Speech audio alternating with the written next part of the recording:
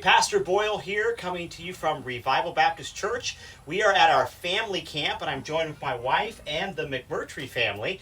It's been a great camp. We've had some good preaching, good activities, and we thought we'd just kind of join together as couples and just kind of discuss some of the questions that have been submitted by the campers here and those online. And they all kind of tended to seem to be focused around parenting. And so we wanted to just take some time out of the day of our camp and answer some of the questions that were submitted and go over them. I have them here, and I just want to I'll read them off, and then we'll just all kind of chime in and give some advice or maybe some what not to do, things like that. But the first question that was submitted is this, and that says, what are some standards you have for young children in church service? And I want to let you guys start off. You've got young ones. My youngest is now 9. So it's been a little while, but they've all grown up and they grew up in church. So what would you give as far as advice with little kids in church? Right. So I think with me, that's one my wife can answer more. She's got a lot more experience. I'm always up on the platform the whole time. He's never with the kids. So I don't deal with that much, but I did for the first years of our parenting when I was in our previous church. And, and so I guess the main thing for me was I didn't want kids to be a distraction. Right. And I've never had a problem if they want to, draw or color or look at a book or something like that. The main thing, I just don't want them being a distraction. When they're only 2 or 3 years old, they're not going to, you just can't expect them to sit too still. It's just not the way kids are. And so I just don't want them to be a distraction. That's kind of the main thing. And what that takes for each kid is going to be different. And the main thing that I've always tried to tell people, though, is church is not the training ground. It's the testing ground. You don't, and sometimes parents, they decide they're going to do training in the church service, and they start fighting battles and things. It just becomes a huge distraction. And I think that's terrible. I think you need to train them at home, and then you find out how you're doing at church. I agree. If I add a little bit, and the ladies, you can jump in at any time that you feel that you want to give some insight, because it is true. Ladies typically are the ones doing most of the training. Even if you're not a pastor, you're doing other things. The ladies are the ones watching the little kids. But never ask more from your child than they're physically able to give. Mm-hmm. And you have to be mindful of that. When you have a little baby, an hour-long service is impossible. They've got so much energy in them. Just make them sit there, do nothing. In fact, not only that, but you're making them sit there and they're not understanding anything. It's even different than a kid where they're able to understand what's being spoken. But little kids, toddlers, they don't know anything of what's being said. And so don't ask more from them than they're able to handle. So you as a parent know each one's different. So, we would let them color. We would have different ways of keeping them occupied. There's nothing wrong with that. But I've heard the extreme where parents would, at home, sit their kid down and set the timer for an hour. They can't move. They can't get up. And that's not right. That should not be done that way. Kids then grow up resenting church. Yep. And it's punishment. It's torture.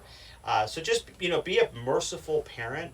And then because church is, I like the analogy you gave, because church is not the training ground, it's the testing ground, there are going to be some tests that come back with failed results. Mm-hmm. But, hey, you just go back home and you work on it again. It's okay if you fail. It's okay if little Susie starts screaming in service, you got to walk up and leave. And, remember, again, the point isn't, I'm going to teach Susie a lesson right here, right now, and everybody's going to listen until she stops crying. It's get them out of there, get them out of the service so the service continues on, and then you work on that training at a later time or at home. But any thoughts there from the ladies? Just the same thing along. I've seen kids that grow to, even at a young age, hate going to church because they know they're going to get spanked. They know they're going to get dragged out. So I try to make it fun for Kelly. We just bought her a little magnetic board that she can do animals on, sit there, and it keeps her quiet for a while. So any little thing to keep her occupied. Yeah, don't be afraid to do that, because I know some people feel like that's, they should have a Bible in their hand and be taking notes. Yeah, but that too. Well, and the thing too, when people ask questions like that about, what standards do you have? I don't even really like answering that question, because then they're going to try to do that same thing. Yeah. And the thing is, you have to know your kid. Right. And, if you actually know your kid, you know exactly what they're going to do in a service like that. And they're going to tend to be a maniac. And so you got to figure out ways to deter that. And then as they get older, too, you're not going to be able to do this when they're 2.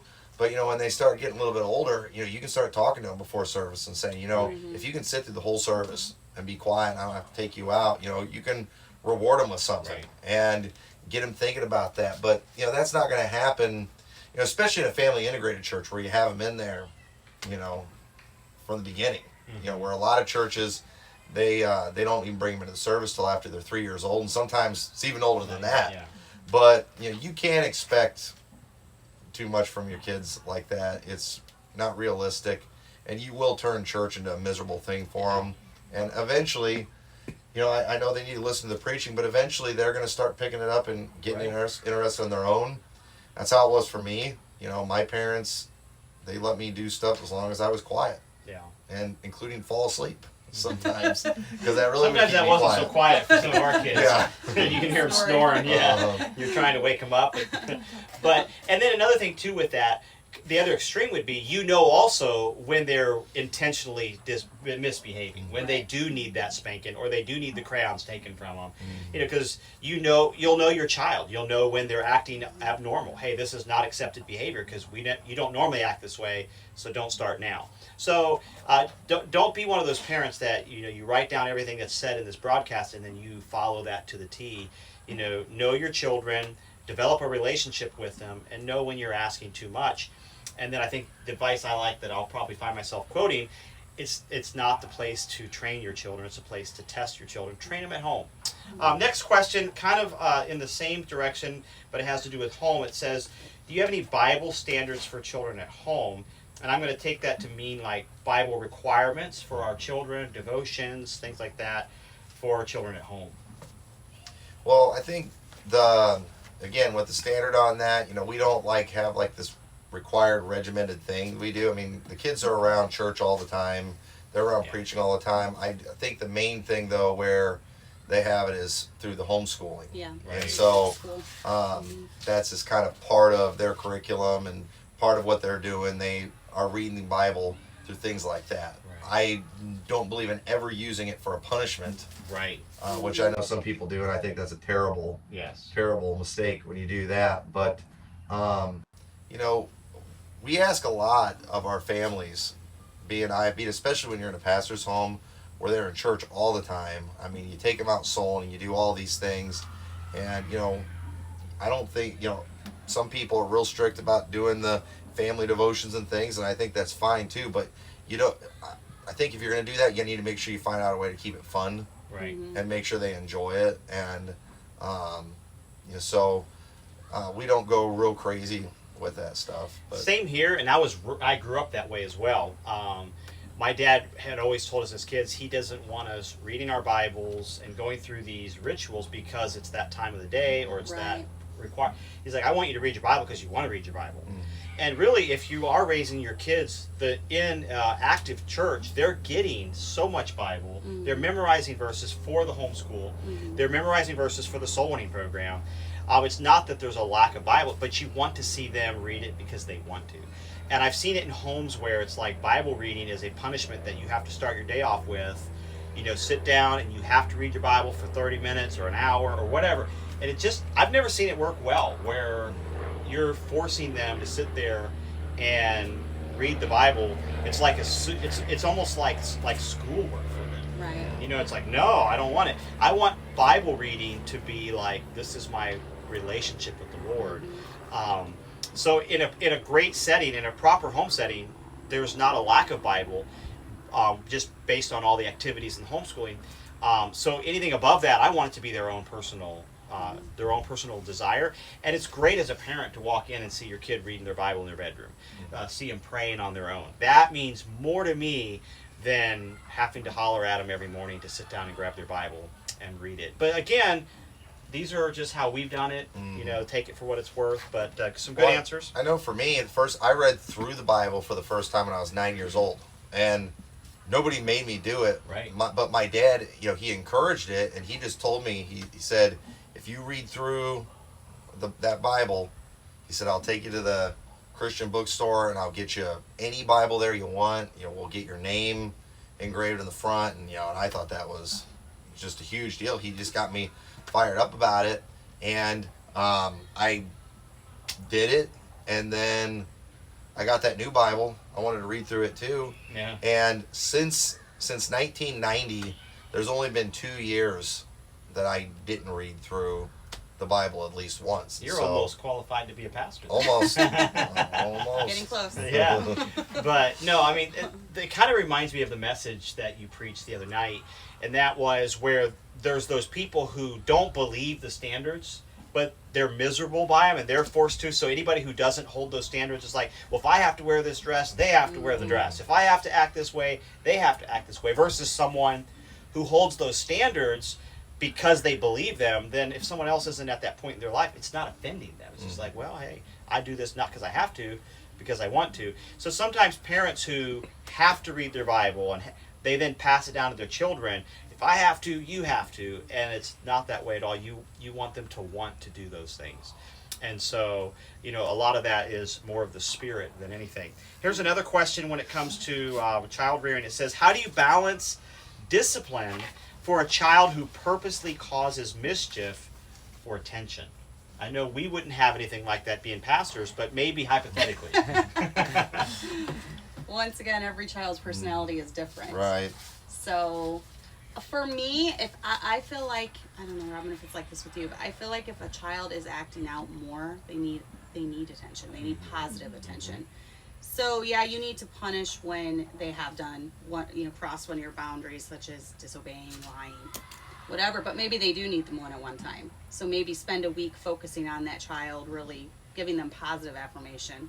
And that sounds like politically correct, but it's true. Kids tend to act out when they're feeling.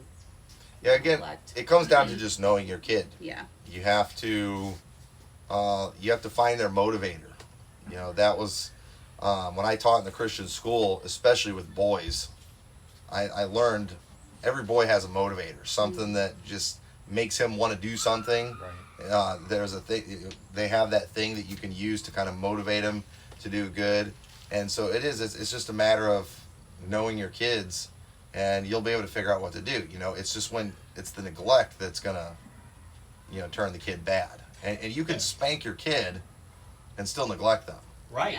Because anybody can blow their top and take 5 seconds to beat the fire out of them, but it typically takes a little more than that. So you have to know your kid.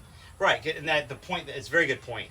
Just because you discipline your child doesn't mean you love your child. And the scriptures even tell us that when they're saying some have even disciplined for their own pleasure. Like the parents are actually receiving the joy, the satisfaction of beating little Johnny for making the mess that he made, and you feel like, yes. And it didn't help Johnny, it helped you.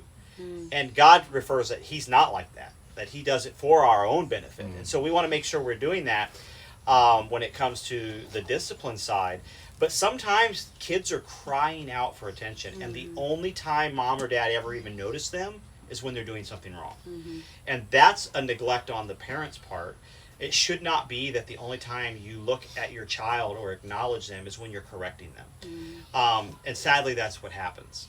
And so find ways to, recognize your child. Just, hey, you did a great job. Like things I did, I also learned from my dad. I come home and I just randomly have, I was out at the gas station, I picked up a candy bar, and I'm like, I'm going to give this one to Brian today.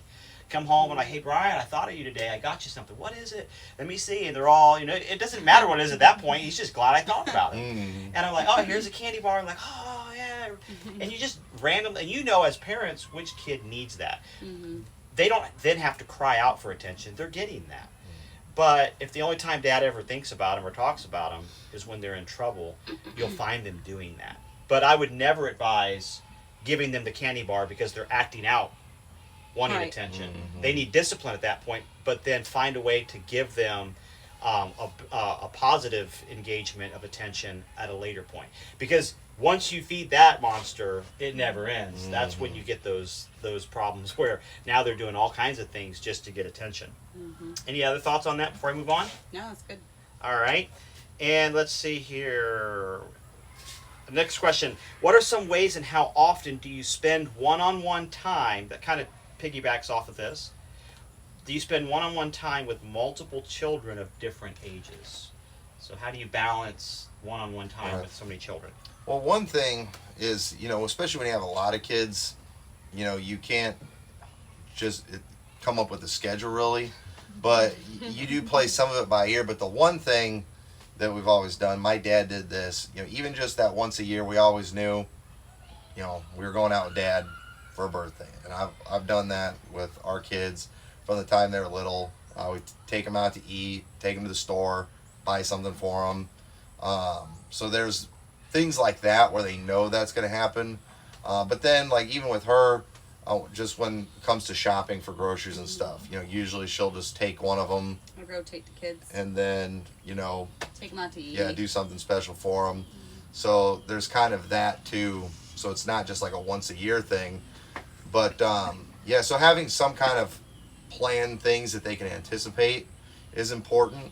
But then too, just playing it by ear. And, and try to be fair and, take turns if you've got something that you do regular. Because, when kids are little especially too, going to the gas station and getting a drink is a big deal for them. And you can, my kids have always, they've enjoyed things like that. In fact, with my boys one time, and they were probably 12 or 13, maybe even a little bit older, I can't remember, but they didn't have a job yet. This was before they had any money. And we had picked up a bunch of scrap metal at our house. A lot of stuff had been left behind. We took it to a place, got some cash for it. And so, I had like an extra $20 or something. I just wanted to get rid of it. But we had that extra $20. I thought I was going to have to pay to get rid of it. And they gave me money for it. And I just told the boys, I said, let's go to the gas station and blow it on stuff. And they were so excited about it. And we went, I think I let them get energy drinks. And, we just spent all that money. We just blew it on junk in the gas station. And they thought it was the greatest thing in the world. When we went on vacation one year, I gave all the kids like $10 or something. And like, this is for gas station drinks and snacks and stuff. And I mean, there's something about going there and buying that junk. Kids love it. And so, take advantage of those cheap pleasures that you can give those kids. Because when they get older, the pleasures get a little more expensive. Yeah. And again, it goes back to, you've probably heard, it seems like we're saying the same things, but it's true. That is, you have to know your children. You have to know what they need. And you're developing a relationship. I mean, it'd almost be like, the question be like, how do you know when to spend one-on-one time with your wife? That question in and of itself is like, why are you asking that question? You should know your wife. It's the same with your children. You should know your children. You should know when they need attention. And I know some of these are parents that are maybe foreseeing these events in their life, but you'll develop, they're babies now, but as they grow, you're gonna walk home and they're gonna come running into your arms, and your heart's gonna melt, and that's when you're gonna be like, I'm gonna bring them home with a little prize or a drink from the gas station, or hop in the car, let's go get an ice cream. You'll make those memories. Just don't forget to do that, because some of the simplest things, just that take just a little bit of time, maybe even a little bit of money, means so much. Just think back to some of your memories. Or you say, well, I don't have any. Well, think what you would like to have had. And start making those memories for your children. So one-on-one time is important, but I think it just naturally happens as you develop those relationships together. Next question. When do you know when to start spanking? Mm-hmm. I think like when they cry. I mean, I'm just there are people that way, so we better clarify. Yes. Yeah. Well, this is something too. This is my trigger. Yeah. You can't tell anybody an age, because if you tell anybody, right? Because here's the problem with the thinking of a lot of people. I'm very careful how I answer these things. You tell somebody an age, they're going to start doing it the very day of that age. Mm-hmm. If somebody asks how hard to spank, then they're going to do that hard of a spanking. I might be answering for a 12-year-old. They're going to want to do it on their 1-year-old or whatever. And the thing is, when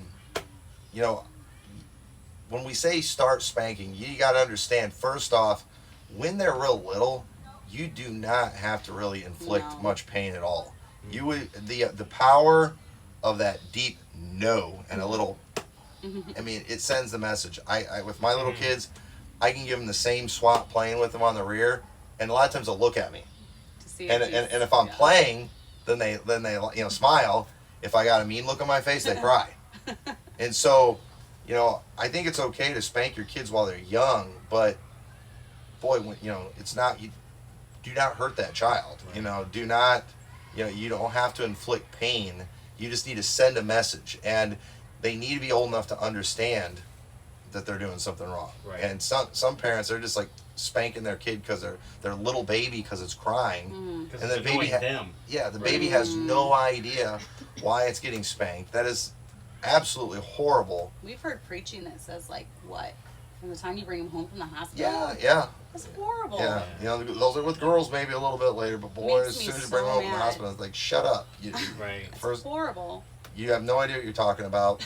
And, you know, when it comes to all of these questions, something that a lot of parents, and, you know, I get it, if you didn't come from a good home, and if you're a first-time parent, you're going to feel very insecure. That's pretty normal. But something you've got that every parent needs to realize is that the two most qualified people in the world to figure out how to handle your child are you two. Right. Because of the fact that that child is the combination of the two of you. And so you're going to understand their behavior better than I'm going to understand their behavior, because they're going to be a lot like you were. You know, they're going to be a lot like the dad or like the mom. And so you're going to remember what made you click when you were that age. You're going to remember the things that would calm you down or straighten you out. And so you've got your lifetime of experience. You also, you know, if you're close to your parents, you have them also. They dealt with you when you were that age. I mean, take advantage of that resource Yeah. if you have it. Because you don't remember being 1 and 2 and 3 years old, but your parents remember when you were that age. They could help you out a little bit in that area. So, I mean, just understand animals know how to take care of their kids, and they do it by instinct. And I'm telling you, you know, just follow your instincts with these things. Yeah. And if it doesn't seem right to just, you know, beat your little 6-month-old, it's because it's not. And, you know, you need to understand it's not about just beating them. It's not that pain makes them good. It's just you're sending a message, and if they're not capable of understanding that, then you're not doing anything. And I agree 100% on that. And you know, there are those parents that are out there that are like, it's like, if you just make me uncomfortable, you're going to suffer and you're going to hurt and you're going to wish you didn't. That's not parenting. Parenting is training. So the whole point is training them, getting them to understand. But then there's the other side where it's like there's no discipline at all. And I think the thing to remember, especially with little ones, it's just getting them to understand where the boundaries are. And you like you said, you can enforce that by just a little swat on a diaper. And they don't even feel it, but their little will got broken. They've been told no, and their world's over. You know? That's all they need. And you know, even like, you know, when you know, they're babies and they're like arcing that back and like they're fighting you, and you just, hey, no. And so it's funny how some toddlers can grow up their all the way into young child age and never have been told no, but the parents don't realize it because they never told them no. They just distracted them. So little Johnny wants that, and they're over here. Instead of telling little Johnny, no, you're not allowed to play with that, they just distract him, and they just distract him.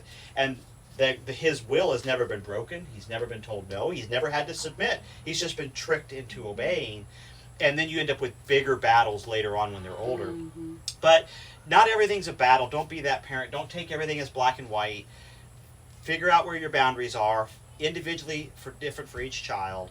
And then, you know, there's ways to make them and teach them rather than just inflicting some form of pain, because then you end up in child abuse, and child abuse is wrong at any age.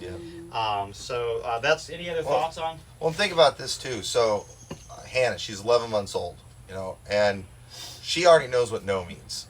She'll start doing things, and you say no, and then sometimes she'll stop, but then what she'll even do sometimes, she'll kind of like look at me, you know, to see if I'm watching, or even just to see, and I can make a face at her, and she knows not to do it. They already, you know, from that age, already know how to push the limits. They're smarter than you think. And even at her age too, and when they get a little older, and parents have probably seen this, where when they're doing something they're not supposed to, when they'll be playing with something they don't have, and you can just say their name and they'll jump Right. because they know. And that's when, and so when you start seeing that they know what's going on, that's when you can kind of figure out how to deal with it and learn how to communicate with them that they're not supposed to do this. That's And about a year with us. About a year when they but I'm start. telling you, at a year old, you do not have to spank them No. hard No. at all. If you're breaking out the wooden spoon for a 1-year-old, I feel sorry for your child. Right, and then the other thing too, once if you start when they're that young, and it, not to the point of like we're saying these hard spankings, but just that sharp no or that Right. tap on the rear end, and I mean, it's the end of the world. It's a nuclear explosion for them. But what happens is by the time they're 3 and 4, when you do start spanking or whatever age that may be, as they get older, you don't even have to spank hardly at all, because when you snap your fingers and all kids make mistakes, but a spanking's not the answer for everything. Those that don't have kids, it's like I found myself there. You see a kid misbehave and you're like, if that was my kid, I'd spank him, right? I mean, we all have that. And then you have kids. And then you have kids and you realize the spanking's not the answer for everything.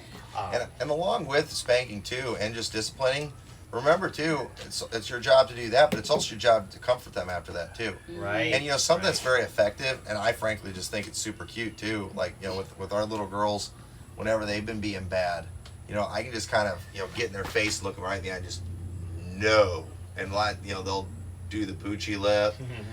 Breaks their little heart. They start crying. But then you give a big hug. Yes. You just give a big hug, and a lot of times I'll put them down. I'm like, are you gonna touch that? And then they kind of learn their lesson that way. And a lot of parents, they just put the beating on them. You got to give them the comfort too. Right, and then all it creates is maybe submission and obedience, but no love for dad or mom. Even as we were older, the way my dad disciplined us, and I carried that down, was it was 3 whacks for every occasion, no matter if it was big or little, and it was always with the belt. And I remember asking my dad later, like, why, didn't we not get 4 for this one or 8? And my dad said this. He said, I never wanted to spank you out of rage. I wanted to spank you just with the intention of correcting you. And so he would always send us to our room, let whether it was us cooling off or him cooling off. So he would not walk in there in the heat of the anger, because sometimes kids can push your buttons, and you're not disciplining them to correct, you're disciplining them because you're upset.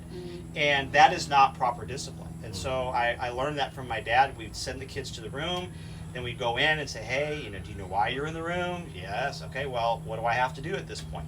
And then the benefit of that is, when it's over, it's over. We don't remind them of that all day long. You were wicked this morning. I already had to. It's just, it was over. It was over. And sometimes as they get older, it's like kids need that. They need that. You can just see they need that spanking. And when you give it to them, it's just like they're fresh again. They're just, and so again, I think it all goes down to. You're talking about reconciliation. You've got to be able to come to that point, because when you do that, if you don't do that, then they just figure out ways to just trick you. And to sneak around and do it. That's not good. Right, and this kind of, again, with discipline, how do you manage back talking from small children? What would you tolerate from, as far as back talking? You say something and they say no, or they talk back. I mean, I think it's the same thing. That's where you can look at them and give them that deep voice. You don't tell me no. That's what we do. You go into the low voice mode, and Let me ask you this way: would you ever allow your kid to tell you no at any age? No, it's never okay for them to. That's tell where you I'm no. at. Yeah, I've seen parents where they let their little kids tell them no. No. It's like you don't. I never could tell my dad no. Like that would be horrible. Like, but again, don't allow for that. But the answer is not get your belt out for your 6-month-old and bend them over, and that's not how. There's ways to teach them much better, and biblical ways of teaching rather than just punishing. Because if you do that, they don't know why they're being punished anyway. But if you do the stern no, it's a showdown, and they know why you've told them that, and they know what no means. So good questions. There's just a couple more. Let me see here. 2 more. What are some good boundaries to set for your children in regards to unsaved family or neighborhood children? I mean, that depends on a lot of factors. I mean, obviously. We've never let our kids play with unsaved. neighborhood. Well, not we've like- never really been yeah, around we've not- neighborhood kids. Like, but at the same time, while we live out in we lived out in Yeah. the country for a long time, we've never just let them hang out with the neighborhood kids.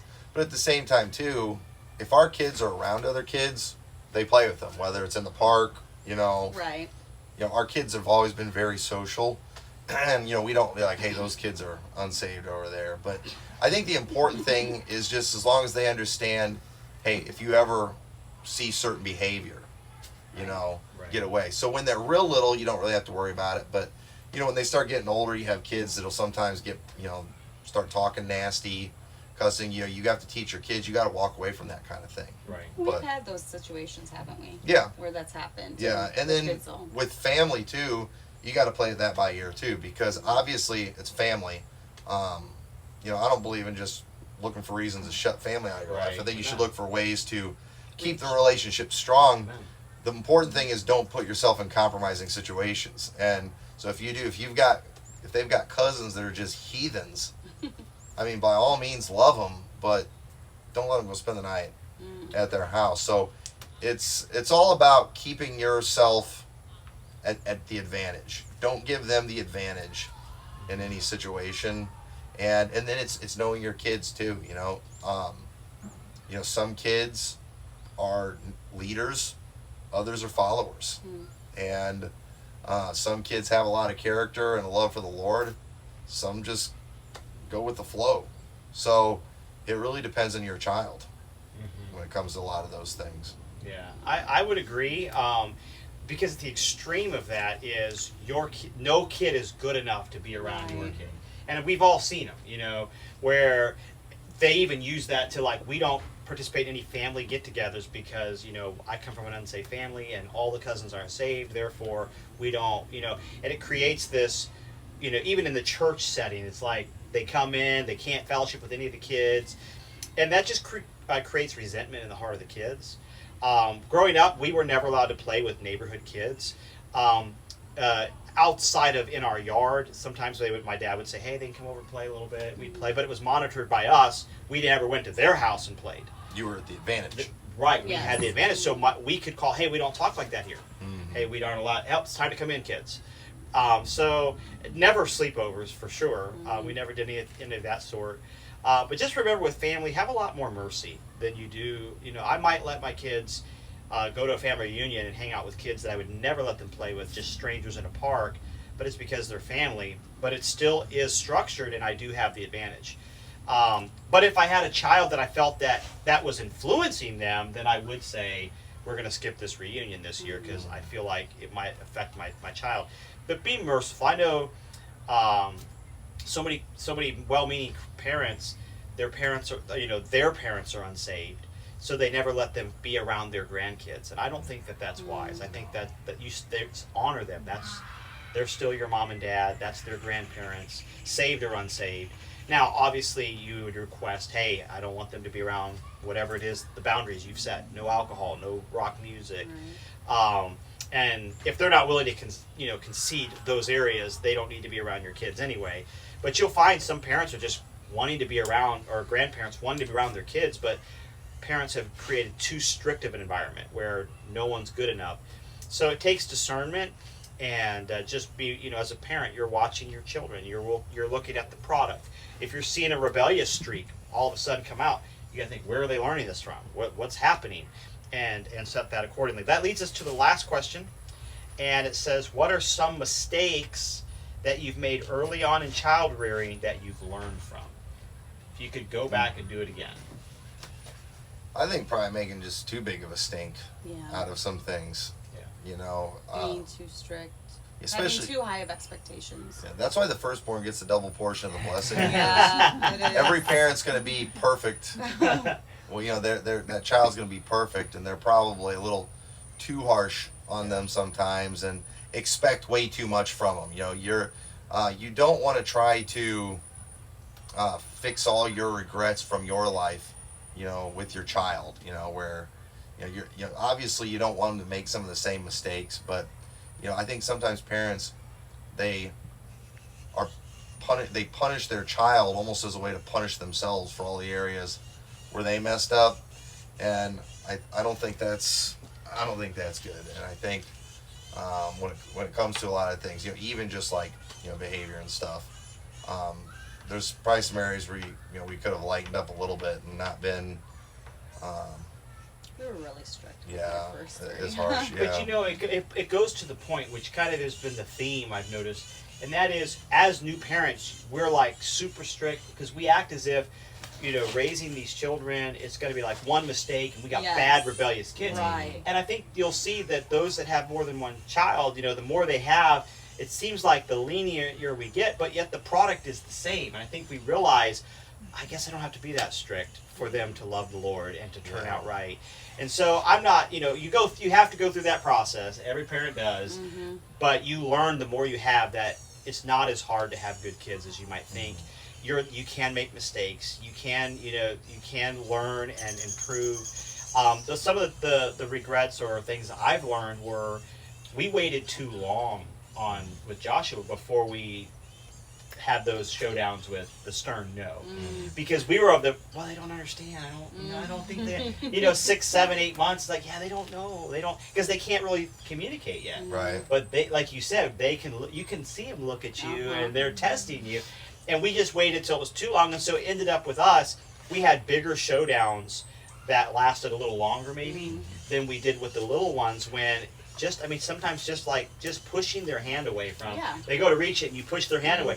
They'll cry, and then they'll put their hand back and you push their hand away, and this is like, all right, we can play this all day, right? But there's no discipline as far as injury to them, but you're teaching them. No, we're not joking. This is a no. And so our thought my takeaway was, and you probably would agree. We started the training process. I don't want to use the word discipline process. We started the training process a lot younger, and the product was a lot easier to get.